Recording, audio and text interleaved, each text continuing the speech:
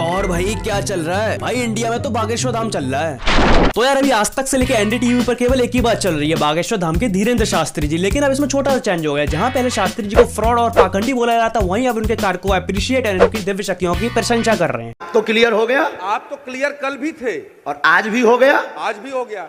अब बजाओ सीता, अब बोलो बागेश्वर धाम की जय। कल भी बोला था बागेश्वर धाम की जय, आज भी बोल रहा हूँ। तो बेसिकली धीरेन्द्र शास्त्री बागेश्वर धाम में अपनी कथा का आयोजन करते हैं। अब कथा तो और भी लोग करते हैं, लेकिन धीरेन्द्र शास्त्री में यूनिक ये है कि वो कथा के बीच में एक बिफोर टाइम का पर्चा बनाते हैं, फिर हजारों की भीड़ में से किसी एक व्यक्ति को बुलाते हैं, वो पर्चा उसी व्यक्ति का निकलता है एंड उसकी सारी प्रॉब्लम्स ऑलरेडी पर्चे में पहले लिखी होती है। इनके लिए कौन सा नंबर निकालें और जो नंबर आप बोलोगे उसी में ये बातें निकलेंगी। 4 नंबर। ये कितना नंबर है?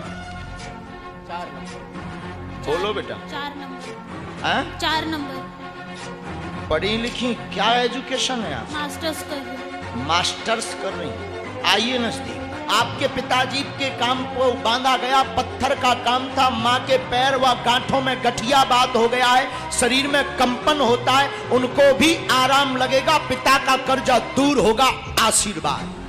वैसे तो शास्त्री जी ये काम कई सालों से कर रहे हैं, लेकिन ट्रेंड में अभी इसलिए आए हैं क्योंकि नागपुर में एक बंदे ने के ऊपर केस कर दिया था और बोला था ये बाबा समाज में अंधविश्वास व फ्रॉड को फैला रहे हैं। एंड उसके बाद सारी की सारी मीडिया अपने कैमरे लेके शास्त्री जी को लाइव दिखाने लगी एंड वहां पे अपने रिपोर्टर्स को भी भेजा, जिन्होंने वो सब अपनी आंखों से लाइव होते हुए देखा एंड उस चीज को समझा। एंड बाद में पता चलता है वो किसी प्रकार का अंधविश्वास या फिर ब्लैक मैजिक नहीं है, वो रियलिटी में एक दिव्य शक्ति है जो कि धीरेन्द्र शास्त्री जी के पास है। सबके ऊपर बागेश्वर बालाजी की कृपा है, लेकिन हमने अपने गुरुदेव की जो चरणों की सेवा की, उस सेवा के माध्यम से ऋषि परंपरा की जो मंत्र विधा हमको प्राप्त हुई है। एंड जब कुछ भी प्रूव नहीं हुआ तो पुलिस ने भी उनको clean chit they the and कुछ ये बोला, नागपुर पुलिस ने क्लीन चिट दे दिया और ये कहा है कि कोई सबूत नहीं मिला अंधविश्वास का। अभी कंट्रोवर्सी 3 वीक पहले पूरी खत्म हो चुकी होती है, लेकिन फिर उसके बाद वीडियो आती है ध्रुव राठी की। नमस्कार दोस्तों, पिछले कुछ हफ्तों में एक नए बाबा ने एंट्री मारी है मार्केट में, बागेश्वर बाबा। तो इस पूरी वीडियो में ध्रुव राठी ने धीरेन्द्र शास्त्री को फ्रॉड, अंधविश्वास एंड ब्लैक मैजिक से कंपेयर किया है, तो मैं जस्ट इनके वीडियो के पॉइंट को काउंटर करूंगा, नथिंग एल्स। दैनिक जागरण की रिपोर्ट के अकॉर्डिंग इसका असली नाम एक्चुअली में है धीरेन्द्र कृष्णा गर्ग और इसकी उम्र सिर्फ 26 साल, यानी एज में ये मुझसे भी छोटा है। इमेजिन करके देखो, 26 साल का लड़का यहाँ पर एक बाबा बन गया। तो ना तो ये रामायण में लिखा है और ना ही गीता में लिखा है कि अगर आप हिंदू स्पिरिचुअलिटी में सनातन धर्म को अपनाते हो तो वहाँ पे आपको एज मैटर करती है तो आपकी श्रद्धा कि आप उस काम को कितने मन से करते हो। तो इसके ऊपर धीरेन्द्र शास्त्री ने भी कुछ बोला है, वो सुनो। उस परंपरा से जब 5 वर्ष की अवस्था में ध्रुव जी लीला कर सकते हैं, प्रहलाद जी लीला कर सकते हैं, तो हम 26 साल में क्यों नहीं लीला कर सकते? सब अपने हाथ में हथियार उठा लो, मतलब सब हथियार उठा लेंगे अपने हाथों में तो पुलिस क्या करेगी? पुलिस की अपनी जॉब छोड़ दे और बाबा बनने बैठ जाए। लॉयर्स और जजेस और लॉ एंड ऑर्डर का क्या? लो जग जाओ, अब सब हिंदू अपने हाथ में हथियार उठा लो और कह दो हम सब हिंदू एक हैं। तो पहले तो मैं तुमको इनकी पूरी क्लिप दिखाता हूँ जिसमें एक्चुअल में इन्होंने बोला क्या था। मैं हिंदुओं से भी यही प्रार्थना करूंगा, भाला तुम्हें किसी मारने के लिए, लेने के लिए नहीं हम कह रहे हैं, अपने पास तमंचा जरूर रखो, अपने पास भाला जरूर रखो। बहुत कट्टर बात है ये, अपने पास भाला रखो, हथियार रखो, मारने के लिए नहीं, रक्षा के लिए।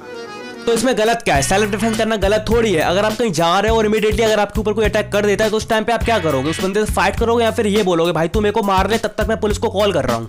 लोग ऐसे पाखंडियों से चौकन्ने रहे, ये साधुओं का नाम बदनाम करते हैं। इस लिस्ट में कई बड़े नाम थे, आसाराम, राधे मां, निर्मल बाबा, गुरमीत सिंह, नारायण साई। पहले तो मुझे ये बताओ, जब ये पूरी वीडियो धीरेन्द्र शास्त्री के ऊपर डेडिकेटेड है तो पास्ट में हुए फ्रॉड और अंधविश्वास बाबाओं के साथ धीरेन्द्र शास्त्री को क्यों जोड़ा जा रहा है? हमको उनके बारे में बताओ ना। अगर इन्होंने कुछ गलत किया है, आसाराम और निर्मल बाबा के साथ इनका नाम क्यों खराब कर रहे हो? एंड जब पास्ट में निर्मल और आसाराम जैसे बाबाओं पे केस चला था तो उस सिचुएशन में उनको जेल भी हुई थी, भारत की जनता उनके खिलाफ हुई थी। लेकिन आज की डेट में धीरेन्द्र शास्त्री को पुलिस की तरफ से क्लीन चिट भी मिली है कि वो किसी भी प्रकार का अंधविश्वास नहीं फैला रहे हैं। भारत की जनता 70 to 80% उनके साथ में खड़ी है। इन सारे फर्जी बाबाओं की बात करते हुए हमें इंग्लिश स्पीकिंग फर्जी बाबाओं के बारे में भी नहीं भूलना चाहिए, क्योंकि कुछ एजुकेटेड लोगों को लगता है कि बाबा के मुंह से अगर इंग्लिश निकलेगी तो बाबा बड़ा क्रेडिबल बन जाएगा, बाबा की बातों में ज्यादा सच होगा। मतलब जो हिंदी बोलता है वो भी फ्रॉड है और जो इंग्लिश बोलता है वो भी फ्रॉड है, बट जो जर्मनी बैठ के इंडिया की स्पिरिचुअलिटी को जज कर रहा है वो बिल्कुल क्लियर है। फर्जी बाबाओं की बात करते हुए हमें इंग्लिश स्पीकिंग फर्जी बाबाओं के बारे में भी नहीं भूलना चाहिए। तो यहाँ पर इनडायरेक्टली सदगुरु की बात हो रही है जो कि अपनी स्पीच इंग्लिश में देते हैं। बट मुझे अब ये समझ नहीं आ रहा कि ये बंदा उन पे फ्रॉड का एलिगेशन लगा क्यों रहा है, क्योंकि ना तो वो कभी पास्ट में किसी कंट्रोवर्सी में आया और ना ही कभी उन पे फ्रॉड के कभी चर्चे चले हैं। एंड सदगुरु एक ईशा फाउंडेशन को चलाते हैं जिसके अंदर वो लाखों बच्चों को फ्री एजुकेशन देते हैं एंड और भी बहुत सारी फिजिकल एक्टिविटीज कराते हैं जो कि सारी की सारी फ्री होती है।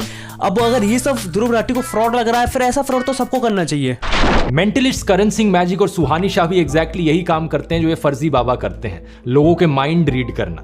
बस यही सुन के ना मैं ध्रुव भैया को एक एडवाइस देना चाह रहा हूँ कि आप कुकू एफएम का स्पॉन्सर छोड़ के ना लेंस कार्ड का करो, उसकी ज्यादा नीड है। क्योंकि यार जहाँ सुहानी पहले किसी बंदे को बुलाती है, फिर उससे बोलती है आप उस चीज को अपने माइंड में सोचो, फिर उसके लेटर्स पूछती है, फिर कहीं जाके उस वर्ड को वो बताती है। बड़ा पहले बंद में सोचिए, इन टर्म्स ऑफ ये किसी व्यक्ति से रिलेटेड नहीं है, आपने किसी और का नाम नहीं लिखा है, कोई जगह का या कहीं और नहीं, ये खुद कुछ पर्सनल चीज है। करेक्ट, मैं उस सीमा से पर्सनल बोली। और जहाँ पे धीरेन्द्र शास्त्री पहले ही एक पर्चा बना लेते हैं और उसके बाद हजारों की भीड़ में किसी एक बंदे को बुलाते हैं एंड वो पर्चा उसी व्यक्ति का निकलता है एंड उसकी सारी प्रॉब्लम्स ऑलरेडी उसी पर्चे में लिखी होती हैं। तो बहन जी, हम एक पर्चा बनाते हैं, पुरुषों में महिलाओं में पर्चा हम पहले से जिसे कहते हैं बिफोर टाइम बनाकर रखेंगे। अभी तक हम जिनको बुला रहे हैं वो हमारे लोग हो सकते हैं, पहले हम पर्चा बना के रखेंगे और आप जिसको बहन जी लेकर आएंगे उसी का पर्चा ये निकलेगा। सो आई थिंक ये माइंड रीडिंग तो नहीं है, और अगर ये माइंड रीडिंग है तो ऐसी माइंड रीडिंग तुम सुहानी शाह से करवा दो। अच्छा, यहाँ पर यह भी कहना जरूरी है कि जो बाबाओं का कॉन्सेप्ट है इनहेरेंटली उसमें कुछ गलत नहीं है, ये एक बड़ा ही अच्छा कॉन्सेप्ट है। कुछ ऐसे लोग जो स्क्रिप्चर्स को पढ़ते हैं उन्हें जिंदगी के बारे में स्पिरिचुअल अंडरस्टैंडिंग मिलती है और वो एक लाइफ कोच की तरह काम करते हैं, एक पर्सनल काउंसलर की तरह काम करते हैं। ये पुराने जमाने में बहुत होता था और तब कोई फीस चार्ज नहीं करी जाती थी, ये एक सेल्फलेस सर्विस होती थी जो असली बाबा देते थे। अगर ध्रुव ने थोड़ी सी और मेहनत करी होती वीडियो की रिसर्च में तो उसको पता चलता कि बागेश्वर धाम में दान पेटी रखी नहीं जाती और वहाँ पे एक बड़े से बोर्ड में ये भी लिखा जाता है कि यहाँ पर किसी प्रकार की शुल्क नहीं ली जाती। लेकिन अगर आप अपनी श्रद्धा से कुछ देना चाहते हो तो उसके लिए कोई मना नहीं है। लोगों को जो भावनाएं रहती हैं कि गुरु परंपरा के लोग और साधु लोग दरबार इसलिए लगाते हैं, भगवान को इसलिए रखते हैं कि ये कमाई का जरिया बनाते हैं। और हमने अपने दरबार में बैनर लगा करके वो माइक पर ठोक करके बोलते हैं कि यहाँ किसी भी प्रकार का शुल्क फीस दक्षिणा नहीं लगता। पर अगर तुम शिष्य मानते हो अपने आप को और हम गुरु हैं तो गुरु परंपरा के नाते अगर कुछ भी तुम दे दो, अगर आप भी इंडिया टीवी का ये हाउस हमारे नाम करें। और जो धीरेन्द्र शास्त्री दक्षिणा लेते भी है तो वो उन पैसों का मिसयूज नहीं कर रहे हैं, उन पैसों से वो साल में शादियां कराते हैं, डेली के हजारों लोगों को खाना खिलाते हैं, तो इसमें गलत क्या है। एंड अगर तुम उनको माइंड रीडर बोलना चाहते हो तो माइंड रीडर बोल लो, बट एटलीस्ट उनको फ्रॉड तो मत बोलो। सो आई होप गाइस तुमको वीडियो पसंद आई, वीडियो को लाइक शेयर, चैनल को सब्सक्राइब कर लो। मिलते हैं नेक्स्ट वीडियो में। जय श्री राम।